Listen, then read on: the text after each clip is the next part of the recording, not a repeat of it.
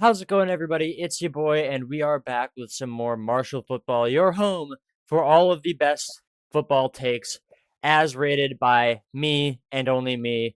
And unfortunately, as it stands, I cannot be wrong in these playoff predictions so far. I am once again joined by my dad. Would you like to say hello? Hello. Now, you may notice we have a slightly different setup this time, a different website. That is because the website we were using, Pro Football Network, decided to update to the 2026 season, even though the schedule isn't out yet and the playoffs aren't over and all that fun stuff. Uh, so, If you here aren't we working are. ahead, you're falling behind. What was that? So if you're not working ahead, you're falling behind. Yeah, I guess so. But we did find a solution here with a different website. V2 Playoff Predictors, it is called. So that is what we are going to be using for this. Now, as we have set the precedent with last week, let us begin with talking about the games that have just transpired, and that takes us to, I believe it was Broncos Bills first. I believe it was. Yeah, that was the first Saturday game. Yes, yes. And that is a story of unfortunately heartbreak for both teams.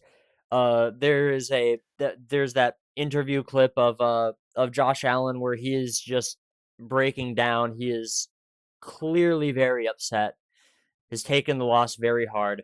I did hear though that his wife Haley Steinfeld took him on a little vacation and is try to get him off the mindset of he's an athlete who failed his team and try to remind him that he is a person, which is good. We support mental health in this on this channel.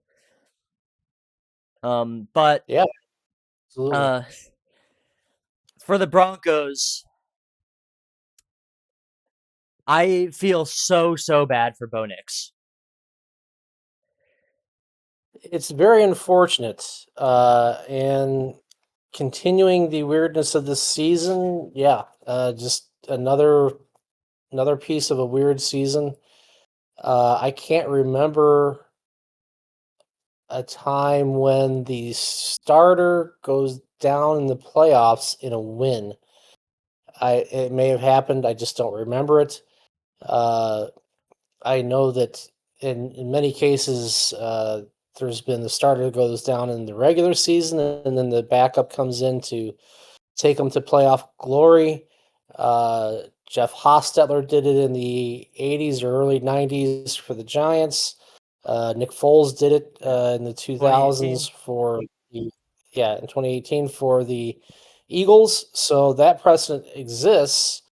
However, I can't. Yeah, it's a really odd situation that the starter goes down in a win to advance to the next game. Yeah, Uh, this especially this late in the playoffs, where the backup uh, has to take over. yeah. And this is not just the backup, folks. This is their third string quarterback because their actual Very true. backup, Sam Ellinger, is also injured. And that Yeah, is not an and ideal situation. right, but just to touch back up on Josh Allen, yeah, he's got an 8-7 record in the playoffs in his career. He made it to the AFC Championship twice, and lost both times, including last year. So, he's one of those guys that carries on an unfortunate legacy for the Bills, to not quite get the job done. Back in the '80s, Jim Kelly took the Bills to four straight Super Bowls, Which they only to lost lose. every single one of them. Yeah, their very first one was the closest one, and it was, I believe it was the kicker was Josh Norman. I think pretty sure the Mhm. last name was Norman. Just slightly wide right, to win the game and lost it. and they were not even close after that in those games. They got blown out in the others. We will see though if a new head coach can take them to that. Very Right. close game. A lot of people said it would have been a great game. They didn't like the officiating at the end there. Um, but Very yeah, controversial catch, non-catch, interception yeah. in that game. Now correct People are me if I'm playing. wrong here, but my understanding of the rules is if two players go up for the ball, they both get their hands on it in the air and they come down with it. It is whoever gets the ball away from the other at that point has the catch. Well, there's many aspects to what makes a catch, and it makes it very confusing to Yes. understand, and it's a lot of even though they use video replay, there's Yeah. still a lot of subjectiveness to it. Yes. What even is There's a football the move? right. You have the catch and football move, catch controlling the ball through the ground. Yeah. You have the rule where if it's simultaneous possession, the possession goes to the offense. Hmm. So it's it's bang bang plays, right? Yeah. It it helps one team, hurts another. I mean, obviously, it hurt the Bears in our game, Yep. um, but when when they're trying to make a split second call for making the I do think call, clear there enough. were quite a few plays that looked similar to it that people were saying, "Oh, it got called this way in this game, but it got called an interception for the Broncos." I think Yeah, the Broncos instance is the most convoluted one. There's so much going on there. It all happened so fast. Like the Bears Rams one, it was very clear that he made the football move and went down and the ball came out after his knee touched the ground, so that was a completed catch. But right. with the Broncos, it is the Broncos game that was not very cut and dry. That is a tough play to officiate. Yeah, it's a tough play to officiate, but in the end, you're going to have mistakes, and even Yes. with replay, and like I said, it's bang bang play, Yeah. and there's always subjectiveness. There's yeah, sure, you Yeah. could break it down to each individual frame, but at what point is the knee actually down? At what point And is then of the course the possession? DPIs that came in that got called on the Bills, and then people were saying, "Oh, there was actually DPI on that interception by the Broncos, so they should have called that." A lot going There's on at the DPI. in the last few minutes of that game. There's a lot of PI in every game, both on Yes. the offense and defense.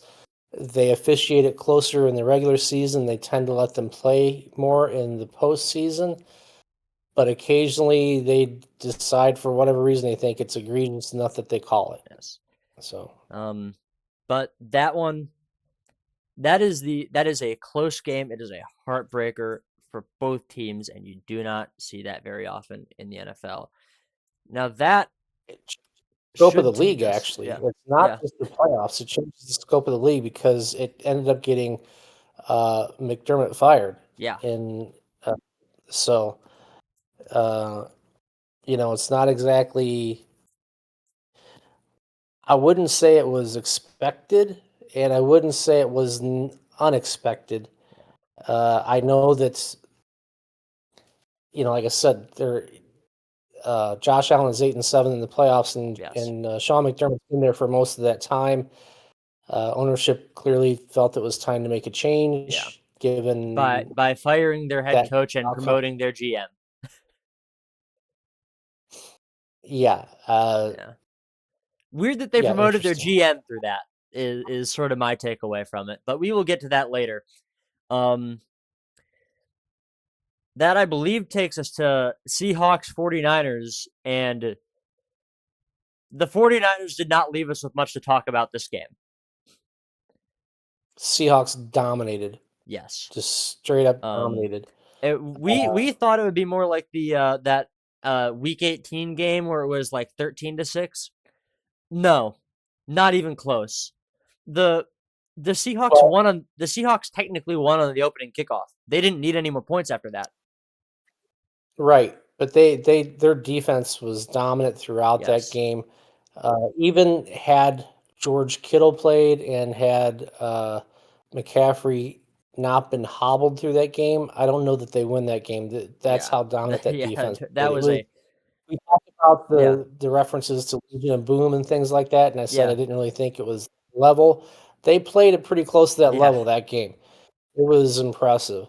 Uh, but because George Kittle did not play, and because CMC finally started showing injuries, Yeah. he kept coming out of the game.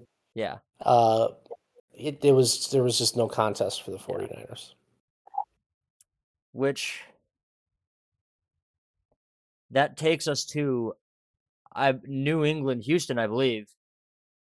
Yeah, yeah. New And England Houston was the game oh my on Sunday. goodness, CJ Stroud. Texans may be moving I on don't. soon after a Yeah, performance like that. here's the thing. The Texans now, this is the third year for CJ Stroud. Yeah. He was a first round pick. So the way that works is after a first round pick is uh, the team gets a fifth year option, Yes. right? So the contract is 4 years standard, and they get the option to choose whether or not they want to keep that player for a fifth year. But how that works in reality is after the third year, they have to decide whether or not to pick up that fifth year option, which guarantees them a certain amount of money. But what typically happens is they say yes, we're picking up that option, and then they renegotiate a longer term deal. Some cases it doesn't happen that way. Jordan Love, they kind of halfway did it sort of that way. But most cases they just say, yes, we're picking up the fifth year option and they negotiate a longer deal. So this is a tough decision for Yeah. the Texans. Uh, they made the playoffs, I would say, more based on their defensive play as opposed to their quarterback leading them into the playoffs. And And CJ Stroud had that so electric first year, that electric rookie year, but it's kind of only been downhill from he, there. I won't say that he's been bad, but it's been more league average Yeah. It's since that. well, he certainly didn't He look even league average against the didn't Patriots look there. league average. Right, he threw 3 Yeah. interceptions, so did Caleb, but I would say that his 3 No, he threw interceptions four were interceptions in the first it's half. 4? Okay. In the Yeah, first half of football. it was not an impressive game. There was talk amongst the announcers, should they pull him, shouldn't they? Yeah, it was Yeah. that first half was a pretty miserable Yeah. performance. Um and Drake May did not perform exceptionally well against that defense, but when you're He playing faced against a a really tough quarterback defense. who cannot do anything like that, you don't have to play extraordinarily well. You just got to put some Yeah, points on the board, and they did. the Patriots benefited from playing really well on their defense, taking the ball away 4 times, like you said, and because they faced a really tough defense Yeah. against the Texans, and they'll face a very tough defense again next week against the Broncos, or this Yeah. coming weekend.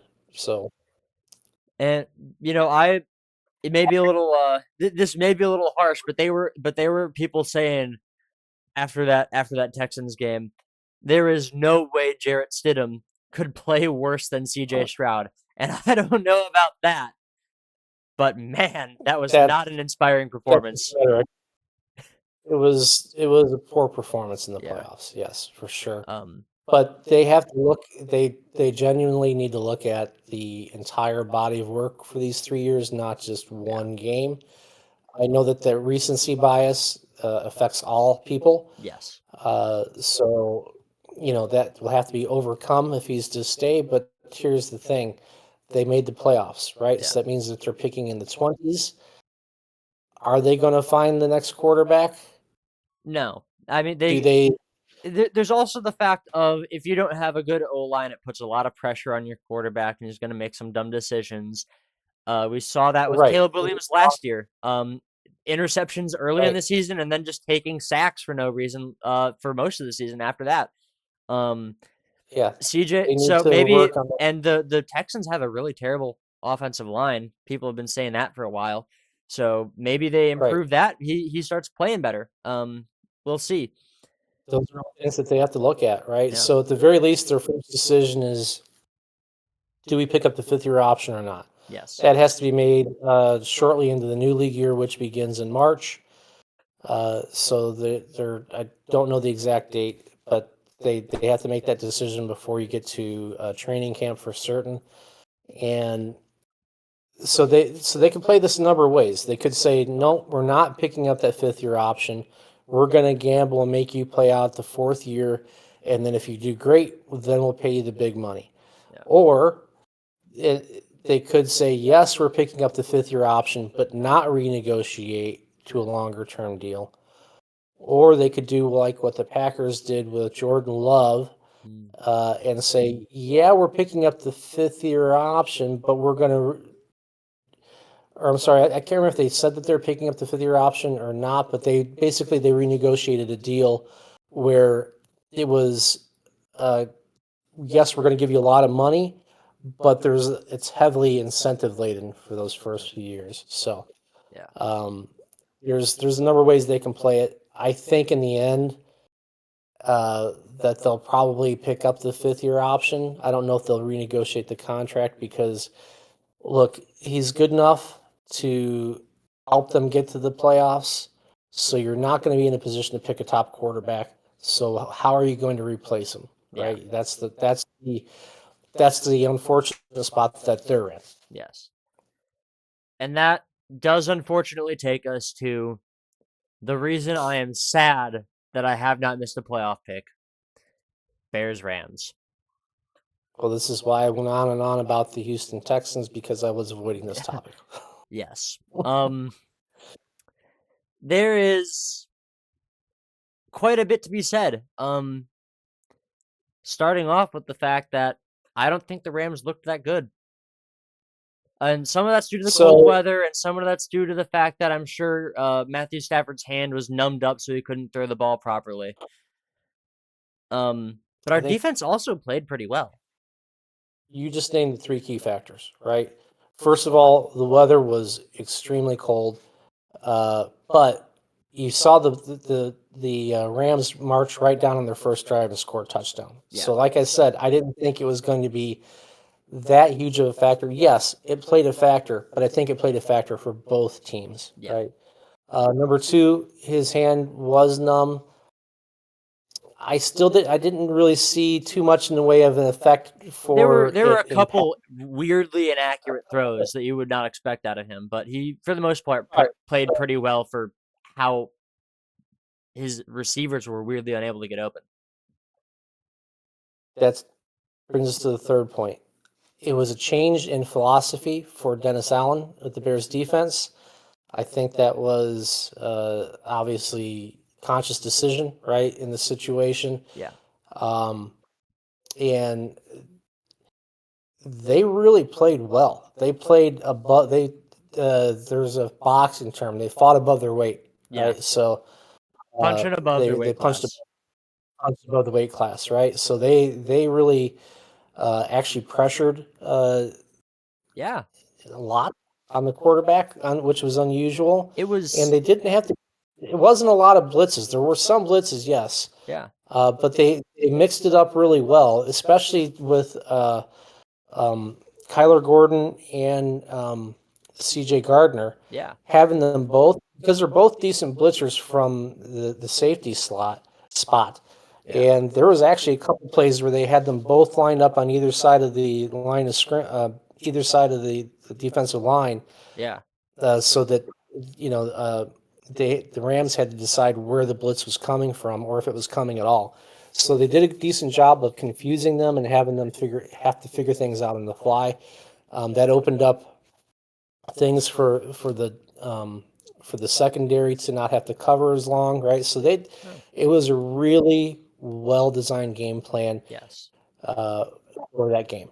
I would have liked to have seen more of that all season long because that was incredible compared to I what we've would have gotten. as well, but when you look at the injuries and things that were Yeah, happening throughout the season, you that is just true. couldn't. They just didn't have Yes. the right. They didn't have Kyler Gordon throughout the season. They Yeah. didn't have C.J. Gardner for part of the season. Jalen Johnson was gone for most of the year, and Kyler Gordon and CJ and Jalen Johnson still aren't really Yeah. 100%. They will be hopefully by the start Yes. of next season, but they were clearly improving, but they weren't top form. Yeah. But that takes us to where the Bears struggled, and that was on offense. And unfortunately, some of that's got to come from Caleb, although he did make that incredible throw that sent us into overtime. You know, 2 interceptions in, you know, regulation, and then that game-killing interception that's not 100% his fault, but that was definitely a risky ball that, like, All right. yeah. So let's start with talking about the Rams defensive line Yeah. because they were able to get a lot of pressure on Caleb, Yeah. making him uncomfortable. They did a really good job stopping the run. We never really got the run game going on a consistent basis. We There were were a able to few get good the big runs. runs, but the short yardage runs, Yeah, and that's right. that's that's one of the things that confused me is the play calling for on offense was like, well, that didn't work. Let's try it again. And that was clearly not a recipe for success because they stopped it again and again. You know, I would have maybe tried a drag route or a slant route or something in Yeah, there. I Yeah. completely agree. Yeah, you maybe try it once or twice Yeah. out of those 4 times, but they needed to mix that up some. They were working with. First of all, let's talk about. I said that the Rams defensive line got a lot of pressure on Caleb. Well, yeah. Well, the Bears had to move Thuney out the left tackle Yeah. because our left tackle is gone for the season. Yeah. Brought a guy in that's only played 3 games period in his Yeah. career to play left guard. Both did decent, Yeah. but you could see that they weren't practiced at doing it, right? There was Yeah. a couple of situations where they were taken advantage of. But McFadden, I believe was his name at the left guard, he had some nice run blocks. Tooney did pretty well against the pass rush. I don't think he gave up any sacks, but they clearly all gave up some pressure here and there. So again, the Bears were working a little shorthanded on offense there. I will say But that first Caleb Williams interception, I have rewatched it a couple times. I have no idea what happened there. Like, I don't see who he was trying to throw to. I don't know why the routes were that deep in the first place. They didn't really need to be. yeah, But like it didn't look like he was throwing to any of our guys in particular. It didn't look like he was particularly pressured. He just kind of rocketed it out and it was intercepted. That was yeah. weird So to me. those first couple, I was like, "What? Is he imploding here a little bit?" I Yeah. was, because they were moving the ball pretty well Yeah. in between the 20s. It was just when they got into tough yardage situations or down near the goal line that they weren't Yeah. moving it. So definitely some areas to work on there. Once we got to overtime, I think once the big rush and that was fourth and 14, the fourth and a goal, Yeah. 14, and he goes drifts back and back and back and basically throws the ball 50 yards in the air Yeah. and drops it. He dropped back 20 yards from where he started. And he was already Yeah, well behind the line of scrimmage because it was a right. shotgun. So I watched he started at the 20 and he just drops back and keeps dropping back and keeps running back. He's at the 40 when he throws that ball.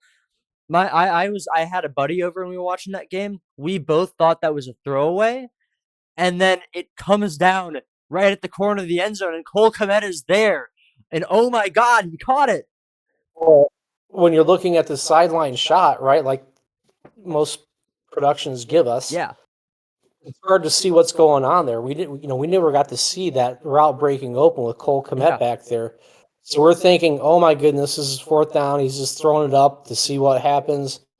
But he dropped the dime to Cole Kmet, Yeah. and And I mean, I will be they clear showed.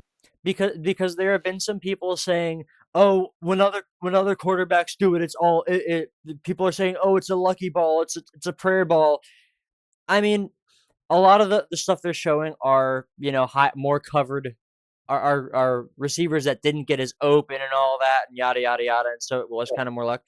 But I will admit there was quite a bit there's always on a deep ball quite a bit of luck involved.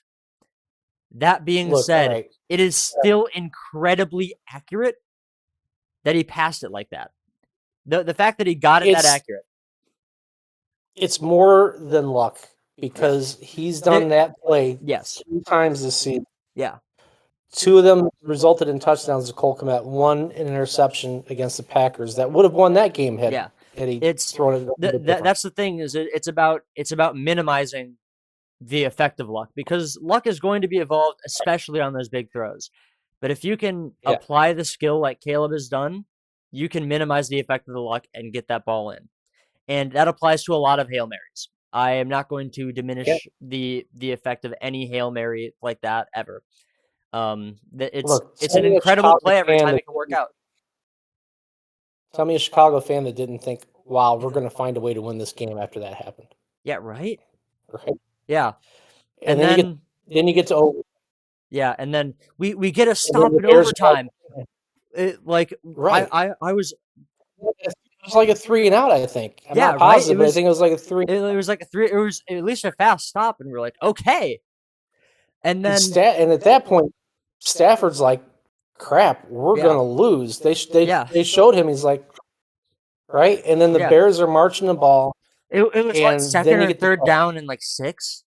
It was second down, and yeah, I think it was around 6 or 7 yards. And then and And and then Ben here's Johnson the calls thing: this that's a really weird play call in second and six. Just already. I but I see Caleb drop back, and I see Yeah. him looking, and I'm like, he's gonna make whatever this play is. Yeah. Because because he historically does not throw interceptions like that. Yeah. So he throws the ball, right? He's anticipating the way it's been projected in the media is that he's anticipating DJ Moore to undercut his route Yeah. to come catch that ball, but he It's doesn't. what he said at the post game press conference. Right. And coach kind of Yeah. agreed with it. We never got to hear from DJ Moore. He ducked Yeah. out from press Yeah. coverage both after the game and after. From what I've heard, he was not in the locker room for the post game. He didn't show up for locker room cleanouts. Yeah. Yeah. So I don't think we'll ever know exactly really what happened there. But you I can kind of see him jogging for a lot of that play. all right. And Look, that is the so most baffling thing that's about this. here's what's baffling to me about DJ Moore. You see him make incredible plays. Yeah. He made 2 incredible. He made a great touchdown in that game. He made great touchdowns to win both Packer games. I mean, those were game-winning touchdown plays that he made. He made a great touchdown catch against the Saints.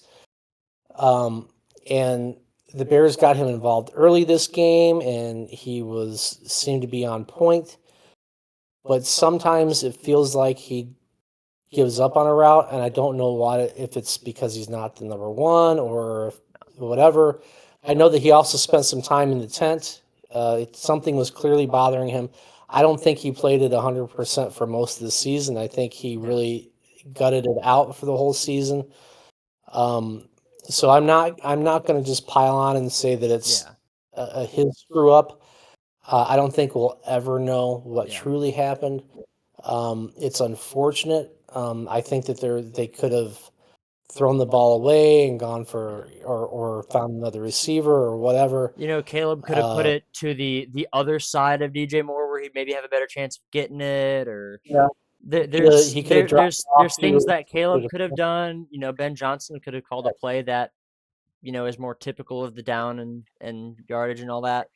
Um, But if that maybe catch yeah. happened, There's a lot of maybes in here, and right? But they were looking to yeah, win that game. Had that been a completed pass, they would have been in field goal range with a first down, yes. And the right? smart thing to do So from there is to just run the ball a couple times. If you don't get in the end zone, just go for the field goal. Right. And So that is, I I'm think, what probably would have I'm gonna happened. play. Is if that ball is caught, that is almost a locked in victory for the Bears. Not quite a Yeah. guarantee, but very, very close. And I there's a as lot that went disappointed as wrong on that. yeah, as disappointed as I'm in on that play, I I don't disagree necessarily with the play call Yeah, because it could have worked. it I could don't have. Yes. necessarily disagree with the decision, and I don't necessarily disagree with what DJ Moore did. Yeah. He may have looked at all his keys and said, "Yes, I'm still running my route," and it may have been Caleb who misread the keys. Probably not, Yeah. but we don't know. We Yeah. don't know what the play is designed to do. So it's unfortunate. It ended the season. It's a mistake that they are all going to internalize for a long time, Yes. and hopefully that drives them to be better next time around. Who knows if DJ will be back or not? He's under contract, but we'll see. As I've said personally to people, I hear people talking about moving him on. Okay, but who's the number one then? Yeah. Because Rome I haven't Odunze has seen not Rome, stepped up to that role. Luther Burden, and as neither good is as he is, but he's not. This is his first year, and he's still got room that he needs to improve in. and even Colston Loveland. As much as he came on at the end of this after week 7, he hasn't Top shown that. three tight end in the league since week 9. By the way, Colston Loveland. Yeah, but again, he hasn't been the guy to take over a game. Yeah. He had a lot of nice catches the game against the Packers, but And then the game against this game, he just kept dropping them. the consistency hasn't been there, right? Yeah. So if you're going to move on from your number one, you need to make sure that you've got a number one Yeah. to take his place. Right. So we'll see how that plays out. And that will take us into the future here, folks. Do we know who is coming up first? Let me look real quick. I think these are pretty easy picks, at least in my mind. Yes. Uh, Yeah. First game is New England at Denver. Well, I am so sorry, Broncos fans. There is just not a lot to say here. You have the best defense in the league, but you are starting a third string quarterback. And as much as I would love to see Jarrett Stidham come out and beat the team that drafted him, by the way, New England drafted him as their eventual Tom Brady replacement. That's where he got into the league. It's just that he only started for the first time in like 2022 or 2023 with the Raiders. And he only started that 1 year. And then he went to the Broncos, where he is now their third string. So he has not been very successful. Meanwhile, you've got an MVP candidate in Drake May. You've got a team that has been kind of firing on all cylinders. If there is any team in the AFC that could beat the Denver Broncos, it'd be either the Bills or the Patriots, and the Bills didn't do it. So that kind of leaves the next guy up. And yeah, I can't really think of anything else to say other than I really, as much as I wish Jarrett Stidham could do it, I don't see it. Okay, so I've been watching football a little bit longer. Yeah. I've seen Tim Tebow win a playoff game for the Broncos, and I'll say he was a really good athlete, Yeah. good runner, terrible passer of the ball. Beat the Bears. Bears made him look like an all-star. It wasn't in the playoffs, obviously, because they're different conferences, but um, he won a playoff game for the Broncos, so it's possible. I think Stidham's a better passer than he is, so it is possible, but I think it's unlikely. Yeah. I know that the Broncos have a really good defense, Yeah. but I think in the end, the Patriots also have a good defense. Yes. I think they will be able to pressure Stidham into some mistakes, Yeah. and I think that the Patriots win this game. Yeah. I will say this though. If the Broncos still had Bo Nix, I think they'd be moving on. I think that defense is If too the much to overcome Broncos if had with yeah. Bo Nix, yeah, if the Broncos had Bo Nix, I think that the defense, the Broncos defense is better than the Patriots defense. I think that that would outweigh. Yeah, Yes. but as we sit, Patriots are going to win this game. This A is lot of people have a close game. It could be a close game, but I think that I think it's at least uh, yeah. I think that the Broncos will be The down Bronco at the least a Broncos touch. are gonna be keeping Jarrett Stidham in the game as best they can with their defense, but I don't know that he can win it for them. Yeah, they're not going to be losing by 2 with a chance to with a field goal to win it at the end. I Yeah. don't think. I think they have a chance. They're going to have to score a touchdown at the end, and I Yeah. don't think that. I think it's going to be too much. So And that is probably going to be the easiest playoff pick of the year. Unless something yeah, wild happens in this conference championship, I don't think that's going to be beat. things happen, but yeah, it all practical reasons it should be the Patriots that move on. And so that takes us into the NFC for the NFC Conference Championship. And I gotta say, after watching the Rams play like that against the Bears, I kind of lost confidence in them a little bit. And I lost confidence in them uh after the Panthers game too. That's why we went from them being the Super Bowl victory favorite to suddenly losing in the Super Bowl to the Broncos. Um Yeah, and I think I I only gained confidence in the Seahawks.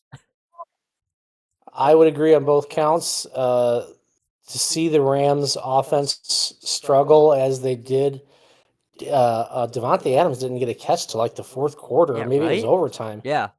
Um, Against the Bears defense, which again we talked about, we lauded how Dennis Allen called this game, and it was a really good game defensive plan. But I mean, the number one offense in the league should have looked better. Yeah. Against a And defense that has been struggling all season. yeah, and they just clearly did not. Yeah. Uh, and we talked about before how playing up in Seattle is a really difficult environment. I I think clearly the Seahawks defense is at least one step, maybe two steps ahead of the Rams defense, and many steps above what the Bears defense is right now. Yeah. Uh, I think that the Rams can force Sam Darnold into a turnover or two because he is prone to it more than any Yeah. other quarterback that made this set of playoffs. Yeah. There's But I only think in one the end, Yeah, there's only one quarterback I can think of that throws more interceptions this year, and that is Geno Smith. Ironically, just came from the Seahawks, but he is on the Raiders now, and they definitely did not make it. They had the first round pick. They are the furthest team from making it. I'm talking about the Yeah. quarterbacks that made the playoffs. Yeah, He no, was I, the I, only one I, with I double. know that. Yes, it's yeah, Yeah. So, and I had the Bears won, I would have actually given them a chance against that team because yeah, I thought that the Bears, the Bears defense made their bones all year on turnovers, takeaways, and they led the league in interceptions, right? So I yeah, thought that they had a real good chance matching up against Sam Darnold. I knew that they would offensively would struggle against that defense because it is so good. But I thought that they would have had a chance of winning that game in a low scoring game. But they didn't win. You got the Rams there. It's number one defense against the. I don't know if it's number one defense overall, but it was number one offense Number one defense against the. overall is the Broncos, and number two is the Texans. So, I would say but that still the a very Seahawks good are defense. probably number three in the league. Yeah, I don't know for sure, but they played really well last Yeah, week, and as well as either of those other two teams. yeah. Oh, I think that they absolutely. come out. I think that the Rams, I think that the Stafford keeps them in this game, that they get a chance to win it at the end. I think it's a low scoring game, but I think in the end that the Seahawks win. I agree. Well, quite frankly, the Seahawks have just looked better all year. That's why they're the 1 seed and the Rams are the 5 seed. Um, they they were kind of quiet at first. You know, the Rams were, oh, they're the best team in the league. They're being called the best team in the league for so long, and now here we are. We have them missing the playoffs, or not missing the playoffs. Sorry, missing the Super Bowl. Um, They kind of backed into the playoffs. yeah, They didn't come in roaring. They didn't come in dominating their way through. They came in squeaking by these first 2 rounds. yeah, and So, they came off a losing streak to get in the playoffs too. So, right.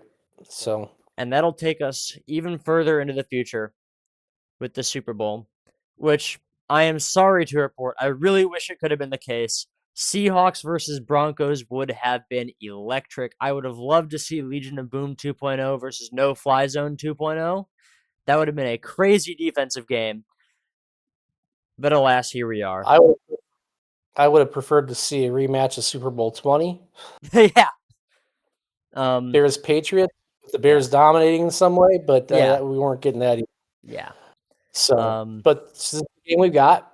Yep. It'll be I think it'll be a good game. I think it'll be I mean, I'll just flash through what I believe are the 2 options for Super Bowl here real quick. Rams Patriots, Seahawks Patriots, and we're giving it to the Seahawks. Yeah. So, yeah. Just to kind of Seahawks versus Patriots, how do you think this plays out? Listen, we've been saying this whole time how good Drake May is, but that we don't he's been kind of struggling in these playoff games. You know, he didn't have his best game against the Chargers. He certainly didn't have his best game against the Texans. Came out of that because neither of the 2 quarterbacks could do anything against the Patriots defense, especially not with that surprisingly good pass rush and with Christian Gonzalez, really good cornerback. And you know, the Texans and the Chargers both have really, really bad offensive lines. Quite frankly, the Seahawks have the defensive advantage that the Texans had, but I don't think they have that weakness in offense that the Texans had. And we were saying, you know, we just got done saying that if the Broncos had Bo Nix, they'd probably win. I think right now Sam Darnold is playing better than Bo Nix, and he's definitely got a better wide receiver and better runner. Well, the Charbonnet is out, so they got the. But Kenneth Walker, I would say, is still better than the guys they got running the ball in Denver. He's still a quality back. Yeah. They just don't have the 2-back system right, so he's gonna have to carry the full load. Yeah. I don't know Smith and Jigba. JSN. Yeah, they got right. They've got the number 1 receiver in the league. I don't know. Well, it will be at this point. Puka Nacua still is the number 1 and everything. Yeah, but right. But he's okay. See, I think he led the league in yardage. So that's what I was going after. I could be wrong. I think Devontae Adams leads in touchdowns and Puka Nacua leads in yards. And then he led the league in some. I think JSN is number 2 in both of those stats. So regardless, really good receiver. Yeah, right? really good. Really good. Honestly, my pick for offensive player of the year. But in the end, you've got Sam Darnold versus Matt Stafford. No, Sam Darnold versus Drake May. Sorry, Drake May. Yeah, man. Other MVP candidate. Yes, yeah. You got Sam Darnold versus Drake May. Getting my guys mixed up. Yeah. Drake May and Sam are both first timers as starters in the Super Bowl. Yep. So the Seahawks we're going to get a new Super Bowl champion, right? Quarterback. Yeah. But the Seahawks does the Sam Darnold the Seahawks have simply not struggled as much, I think. Yeah. But does Sam Darnold outplay Drake May? Right? They both have good defenses. The Seahawks is much better defense. Yeah. I think they'll be able to pressure Drake May better than the Patriots will be able to pressure Sam Darnold. Either way, this is going to be you know, they're going to be writing stories about either quarterback, right? They're Yeah. going to be Oh, absolutely. Sam Darnold first was, you know, the top pick for the Jets and washed out there, washed out with the Panthers and took the Vikings to the playoffs, and then now going to the Super Bowl, right? Yeah. Or Yeah. you've got Drake May is coming in to finally take the mantle after Yeah. Tom Brady left. Um, 5 years later. yeah, well, yeah. Well, Yeah. if only we had ever had a 5-year break between great quarterbacks. Let's start with a great quarterback Yeah. first, and then Right. have a Yeah. 5-year break. Yeah. Um, in the end, this is a tough game It to is, I call, think. I think. Um, the But it I go does back for to me come down to what we were saying for Denver, for Denver Patriots last week, where that defense is really good. that's And exactly right. that's the thing is I think, like I was saying earlier, I think Sam Darnold is playing better than Bo Nix. And if we think the Broncos with Bo Nix can beat the Patriots, I don't see why we can't be saying that the Seahawks with Sam Darnold can't be beating the Patriots. Okay, I agree that I think the Seahawks are going to win. I don't know that I agree that Sam Darnold is playing better than Bo Nix. I mean, I it's sort of more. I think he's definitely being helped by his wide receiver and the fact that he's got a solid run game with him. Um, I think he turns the yeah, ball over at least once yeah, in that game. yes. I I I'll be clear. I don't think he's a better quarterback than Bo Nix.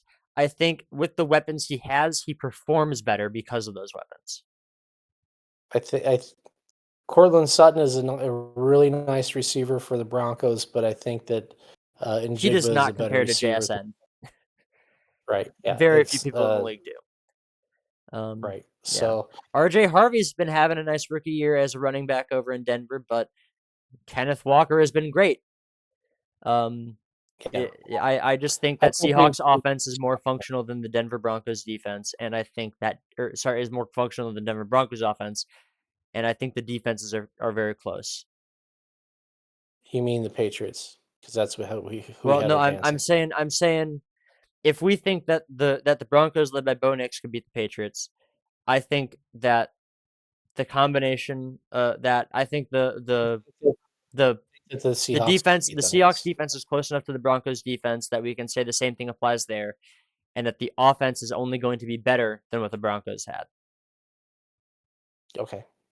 So if we think the Broncos beat the Patriots, then I think the Seahawks beat the Patriots a little more handily than that. I think it's a close game, but I think they win. Yeah. That is sort of how I feel, and that'll take us to the Seahawks winning the Super Bowl. What a fantastic underdog story that would be for Sam Darnold. And you know what? Either way, way- It's either way, either of these teams, if both of these teams make it to the Super yeah, Bowl, it's going to be a return to glory for uh, either team, right? Because the yes, Seahawks had some really good years within the last 10 years, so have the Patriots. So short, you know, that's the kind of situation that the Bears need to be striving for, right? It's short turnarounds. We don't want to be 15 years between playoff wins, right? Anymore. That's just not acceptable going yeah. forward. Um, and now that does leave us with about coming up on 11 minutes left to hit an hour. So we're coming up on about 50 minutes here. So let's go ahead. Let's talk about some coaching changes that have happened around the league real quick.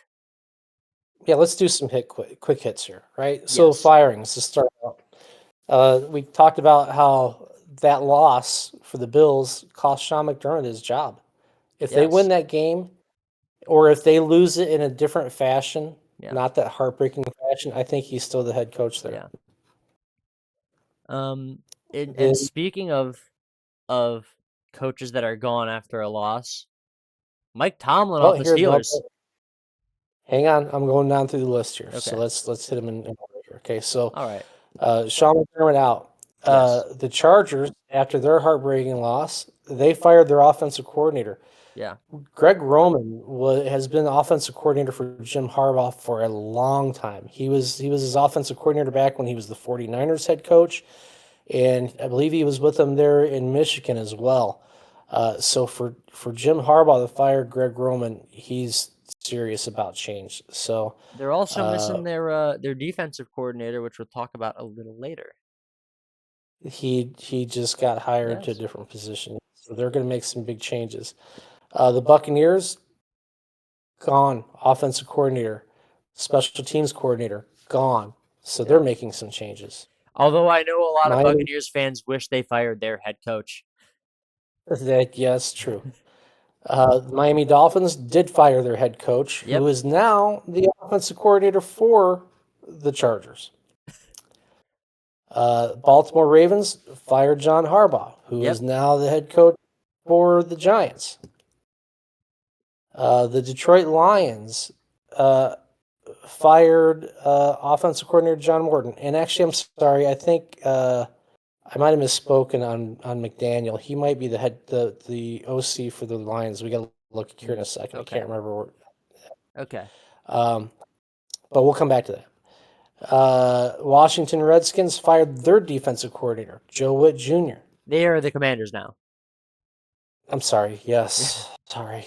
I I do not mean any disrespect. It is the Commanders. Yes, I grew up with a bad name that Yeah. they used to use. Yes. Uh, Dallas Cowboys got rid of Matt Eberflus. No surprise, Yeah. as their I don't defensive know why they hired coordinator, him. and the Arizona Cardinals fired their head coach, Jonathan Gannon. So quickly, let's go and look at the hires that have happened. We can't afford to take a little more time talking about these guys. That took up about 2 minutes there. Okay, so those are all the firings. That was Yes. I wanted to get through that. Right. Yeah. So um, Baltimore hires Jesse Minter to Yes. be their head coach, who you Defensive alluded to. coordinator from the Chargers. Yeah. So again, the Chargers are going to be making some big changes in their staff. Clearly, Jim has come to the conclusion that that they on offense especially, right? He fired the guy, Yeah. and on defense he allowed his guy to get hired away. So Yeah. uh, he is so Jesse Jesse Minter is his name. He was the Chargers defensive coordinator. As we said, he'll be the fourth head coach of the Ravens, and he was actually one of the lead. He was a leading candidate in this hiring cycle. He interviewed with the Falcons, Browns, Raiders, Dolphins, Steelers, and Titans, Yeah. in addition to Baltimore. So he was clearly a popular Yeah. interview. That's probably why Um, Harbaugh was gonna let him go, is because when you're that in demand as a head coach, it's hard to keep him. right, and the Ravens GM, couple quotes from him. Jesse's a strong leader who possesses a brilliant football mind and a spirit that will resonate with our players and fan base alike. He comes from a football family with success at every level of the sport, and we are confident that he is the right coach to lead the Ravens forward. Mm. He guided the Chargers to a top 5 defense in Yeah. points per game, total yards allowed, passing yards allowed, uh, interceptions uh, with 34, and opposing red zone percentage since the start of 2024. So that's pretty impressive that Yeah.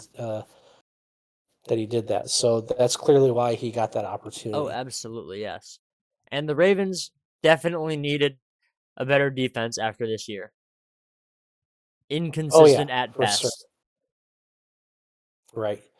The Dallas Cowboys are working to hire Christian Parker as their new defensive coordinator to replace Matt Eberflus.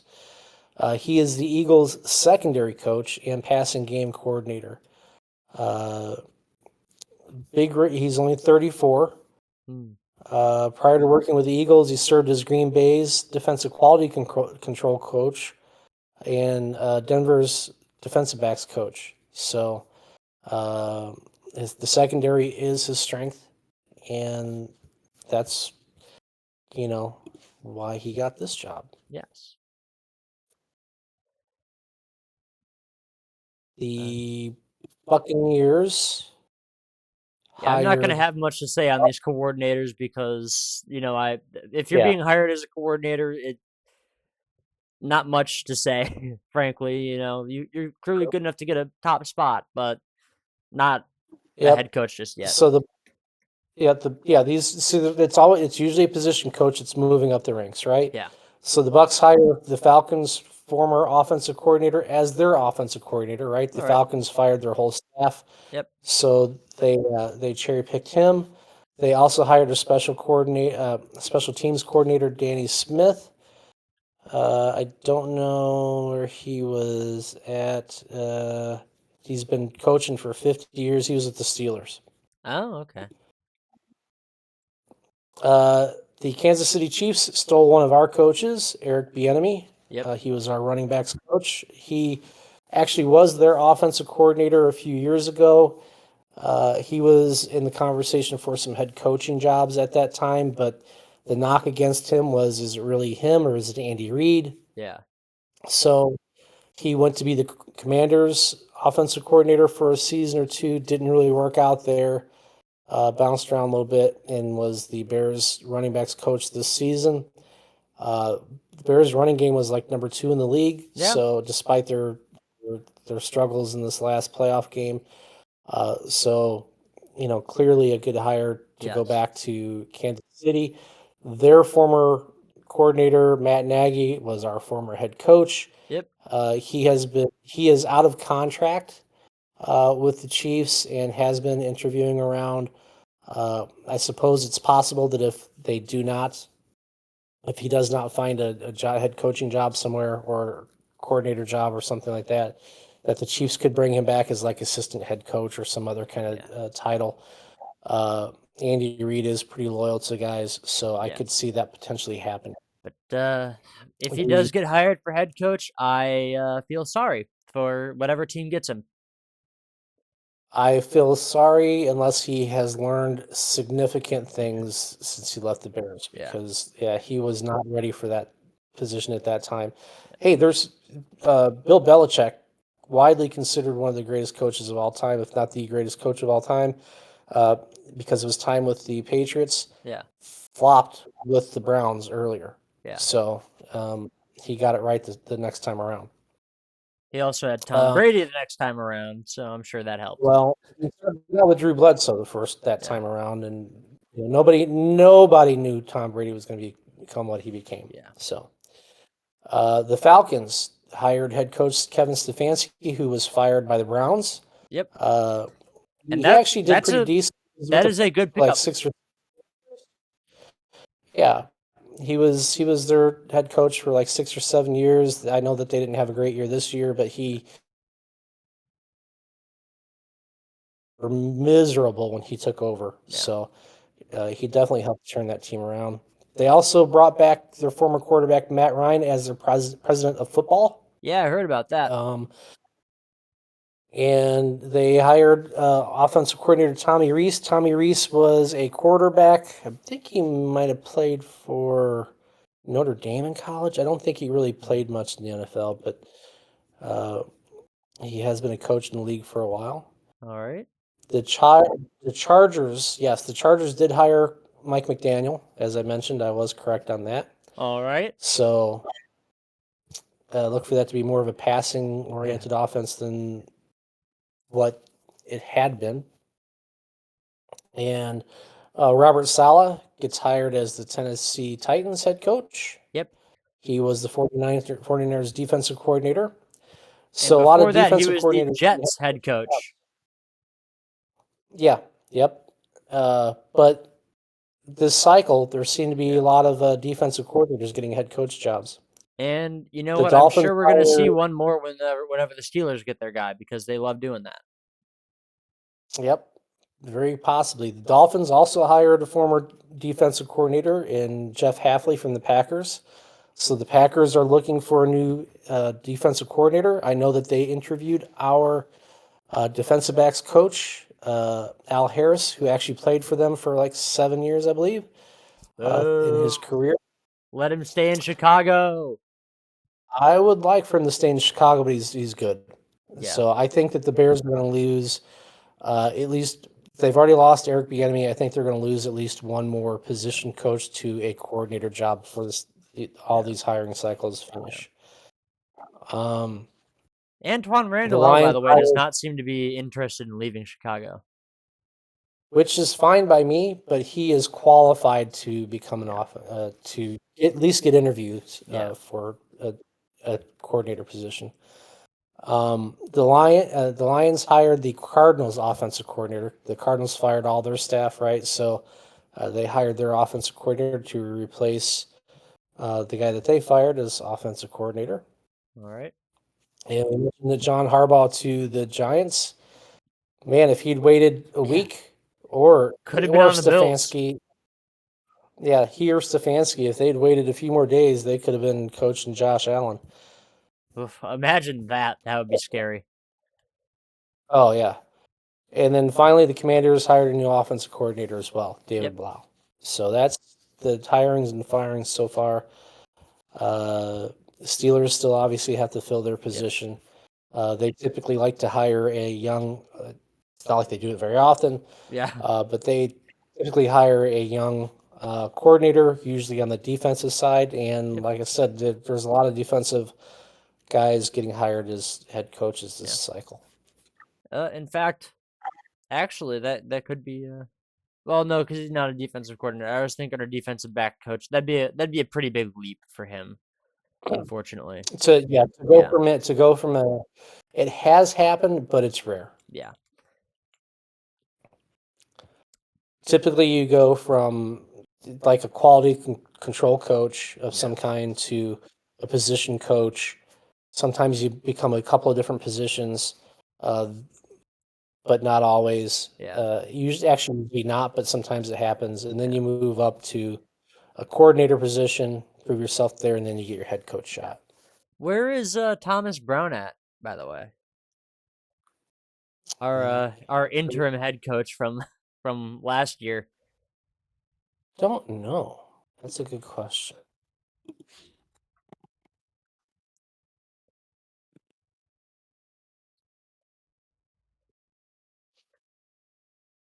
Do, do, do, do, do.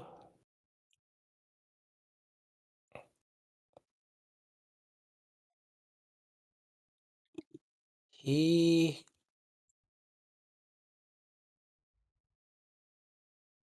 according to Wikipedia, anyway, it was the first one that came up. He is the passing game coordinator and tight ends coach for the Patriots. Oh.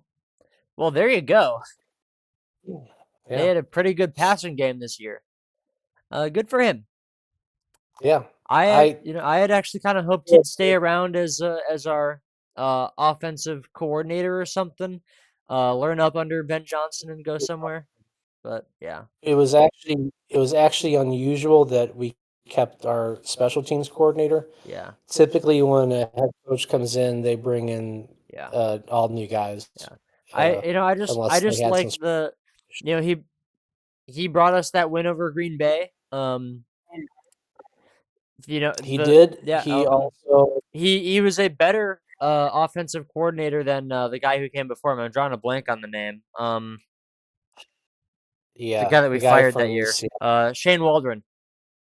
Yeah, He Shane he Waldron, did who better came in from that Seattle. position, I think, than Shane Waldron. And then we fired Eberflus, Well, and then he got bumped up a level to where he wasn't ready to be. And I think that's just it. He just yeah, wasn't ready to be a head coach. They yeah, gave him they allowed him to interview, yeah, but I think he needs to be uh, yeah, a coordinator for a while. So yeah, you know, I think he's just a step or two away yet. yeah, I did like him as a personality, and I think he yeah, brought a level of discipline back to the locker room and things like that. But uh, yeah, I think there, as much of it was just the chaos of what was happening last year. yeah, But I think yeah, I think he'll get a shot as a coordinator in the next couple of years, and then we'll go from there. Yeah. All right. Well, I do believe that is going to be all for this time. I hope you have enjoyed, and if you did, please like, comment, and subscribe. I will see you all in the next video. Have a good one. Bye, everybody.